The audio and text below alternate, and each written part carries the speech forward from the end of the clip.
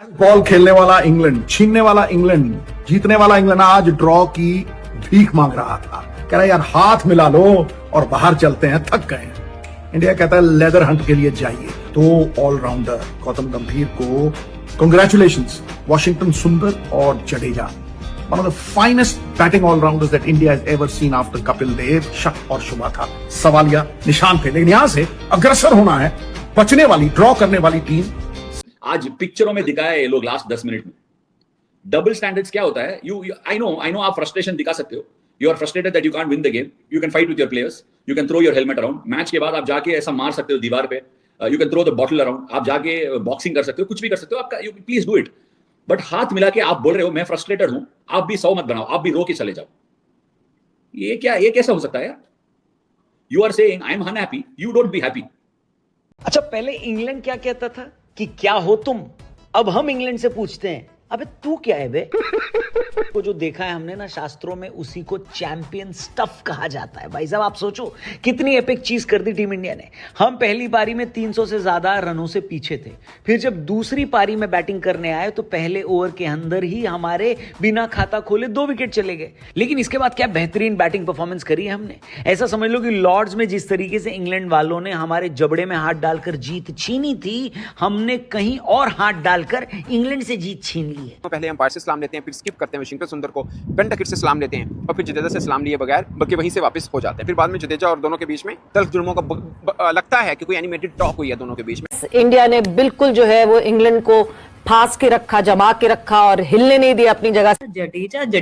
Jadeja is in his supreme form right now और क्या जबरदस्त उन्होंने बारी खेली। बात कीजिए बहुत ही फिट है। मेरे ख्याल में जिस तरह 100 के बाद भी उसने रनिंग बिटवीन द विकेट उसकी रही है, कहीं नहीं नजर आया कि बैठा हो सांस लेने के लिए। ब्रो ये मैच ड्रा नहीं हुआ, मेरी नजर के अंदर इस मैच में भारत ने विक्ट्री हासिल की है। यार आप देखो इंग्लैंड ने क्या घटिया क्रिकेट खेली है। इंग्लैंड को मैं क्या बोलूं, जिस टीम ने सामने वाली टीम के 0 के ऊपर 2 आउट कर दिए हो, पीछे 330 प्लस रन की लीड पड़ी हो, ट्रेल करना उस टीम को, उस टीम का बुरा हाल हो, और आपके पास जो बॉलर्स हैं पेस में ज्यादा अच्छे हैं, एग्रेशन में ज्यादा अच्छे हैं, होम ग्राउंड आपका, सपोर्ट आपको मिल रही है, और आपने क्या किया, आपने उनके हाथों ऐसा रगड़ा खाया, बल्कि इंडिया ने इनको ऐसा रगड़ा लगाया मैं बयान नहीं कर सकता।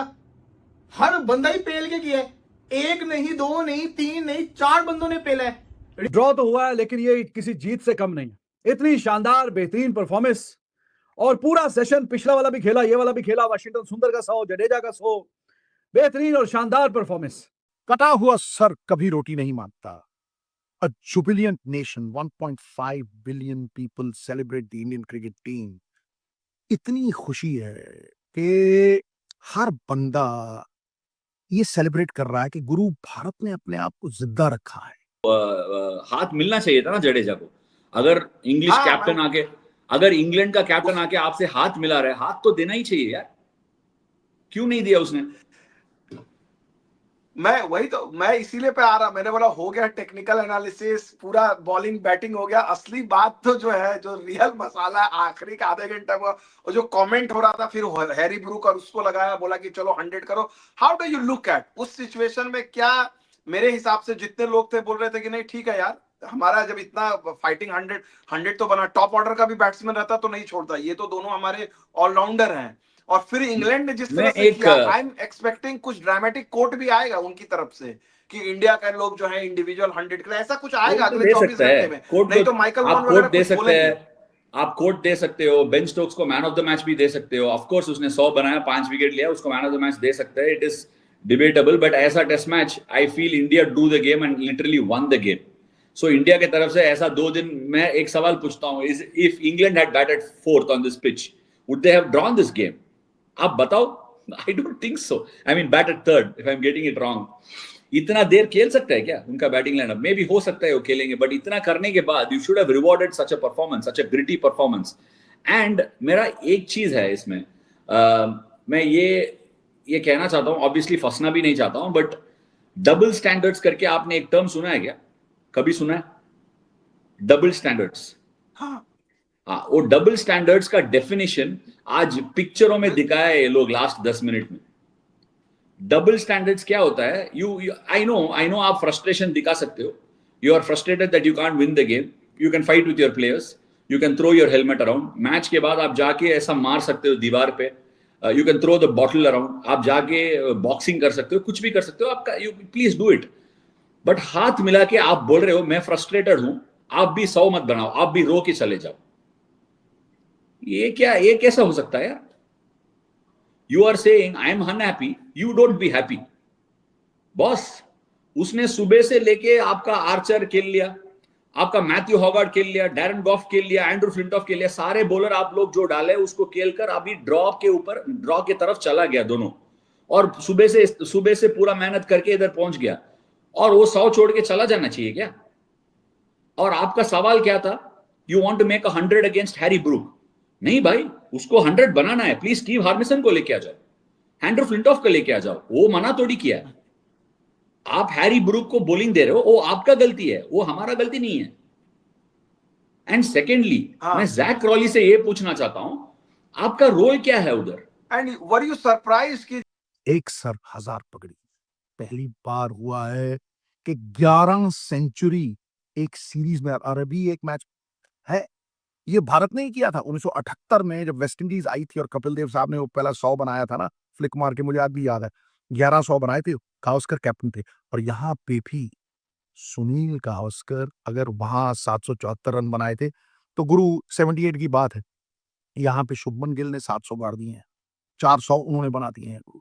तो मुझे ये लग रहा है कि भारत की जो बैटिंग है उसने ना सिर्फ ये ड्रॉ की उद्घोषणा की है, लेकिन एक साइकोलॉजिकली, जिसे हम कहते हैं ना कि मानसिक तौर पे अगर आप विरोधी को तोड़ देते हैं तो आपकी वो सबसे बड़ी जीत है.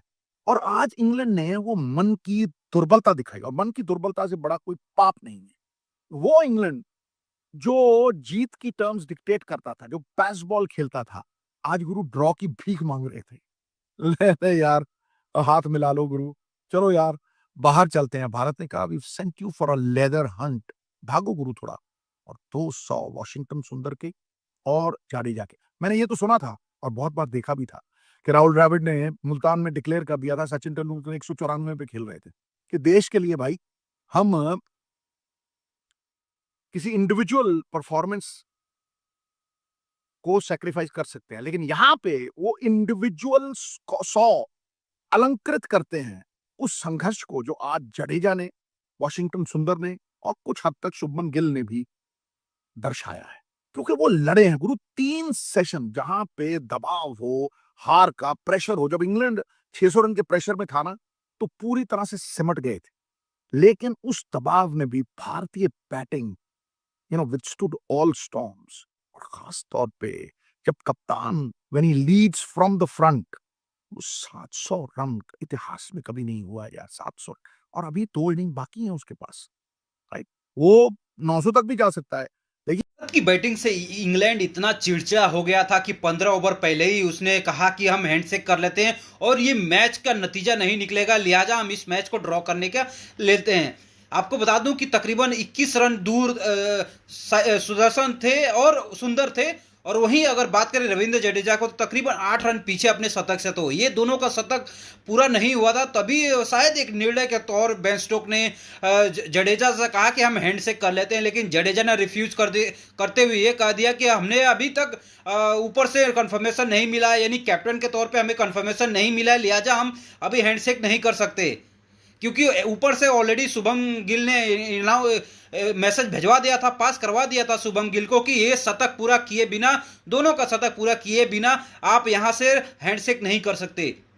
लिहाजा इसी को देखते हुए जडेजा ने फैसला किया. उसके बाद से दोनों के बीच थोड़ी सी कहा सुनी भी हुई. आपको बता दूं कि दोनों ने जब शतक पूरा करने के बाद से जब हैंडशेक किया तो सिर्फ सुंदर से ही हैंडशेक किया बेन स्टोक ने, और रविंद्र जडेजा से हैंडशेक नहीं किया. और कुछ वर्ड एक्सचेंज हुए आपस में, लोगों को वर्ड सामने खुल के तो नहीं आया, लेकिन बहुत सामने देखा जा सकता है कि जिस तरह से बेन स्टोक नाराज थे रविंद्र जडेजा पे, लेकिन वो साफ दिखता था. और खुद इंग्लैंड के पूर्व क्रिकेटर रह चुके उनका भी कहना था कि जडेजा को, बेन स्टोक को अभी फैसला लेना नहीं चाहिए था, उनको नहीं करना चाहिए था. हालांकि दोनों अभी शतक के इतने नजदीक है और कोई भी टीम ये शतक के इतने नजदीक होने के बाद से हैंडशेक नहीं करेगी, यानी ड्रॉ के लिए नहीं जाएगी.